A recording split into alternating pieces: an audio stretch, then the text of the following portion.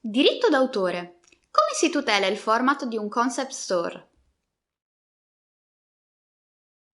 Per concept store si intende un punto vendita caratterizzato da peculiari arredamenti, design, luci, musica, profumi e affini, allestiti in un ambiente studiato per creare un'atmosfera precisa. L'obiettivo è creare un'esperienza di esplorazione e scoperta da parte del cliente attraverso molteplici suggestioni. La Corte di Cassazione ha recentemente riconosciuto al concept store la stessa tutela offerta dalla legge sul diritto d'autore alle cosiddette opere dell'ingegno.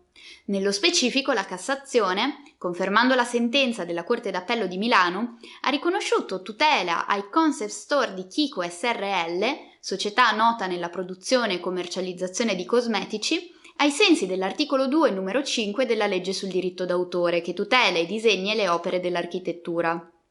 Kiko aveva convenuto in giudizio la società di cosmesi concorrente Wycon, accusandola di aver copiato il concept dei propri negozi a suo dire innovativo e dotato di uno spiccato carattere distintivo del brand.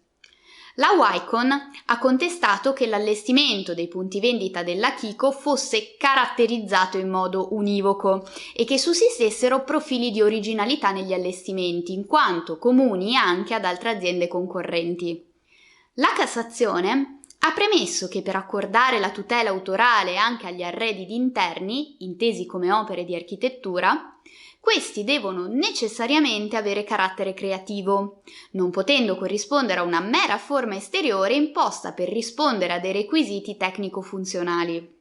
Affinché sia integrato il requisito della creatività, è necessario e sufficiente che vi sia un atto creativo, seppur minimo, purché suscettibile di manifestazione nel mondo esteriore. Infatti la legge sul diritto d'autore non tutela la mera idea, ma la sua esteriorizzazione in una forma espressiva.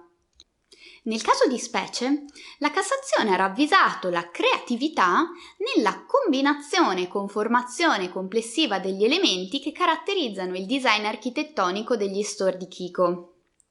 La Corte ha anche ritenuto che nell'allestimento dei punti vendita Wycon, sia nell'impressione visiva d'insieme sia nella composizione strutturale, c'è stata una sostanziale riproduzione degli elementi caratterizzanti il progetto di allestimento dei negozi Kiko.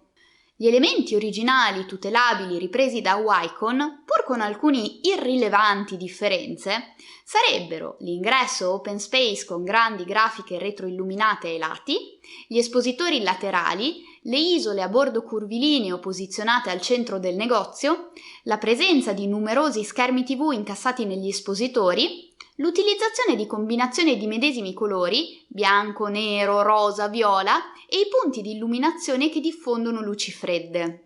La Cassazione ha sancito un rivoluzionario principio di diritto secondo cui un progetto di arredamento di interni è tutelabile come opera dell'architettura, quando ci sia una progettazione unitaria e l'adozione di uno schema in sé definito e visivamente apprezzabile che riveli una chiara chiave stilistica e rifletta l'impronta personale dell'autore. Viene così dato rilievo all'organizzazione dello spazio risultante dalla combinazione di elementi che, pur se comuni o già utilizzati singolarmente, nell'insieme risulti originale, frutto di scelte creative dell'autore. In questo modo l'architettura non è più intesa solo come attività di progettazione e costruzione di edifici, ma in un'accezione più ampia e contemporanea, come attività intellettuale volta alla creazione e modificazione degli spazi per renderli fruibili all'uomo nell'ambiente fisico, nel territorio e nel paesaggio, nelle città, nell'edilizia e anche nell'organizzazione degli interni. La sentenza è innovativa perché per la prima volta stabilisce che gli interni di un punto vendita debbano essere intesi non come singoli elementi di arredo tutelabili attraverso la registrazione come disegni o modelli di design, ma come opera di architettura che in quanto tale può accedere alla più ampia e pervasiva tutela offerta dalla legge sul diritto d'autore. Alla luce di questa pronuncia, dunque, il concept store può essere tutelato su più fronti.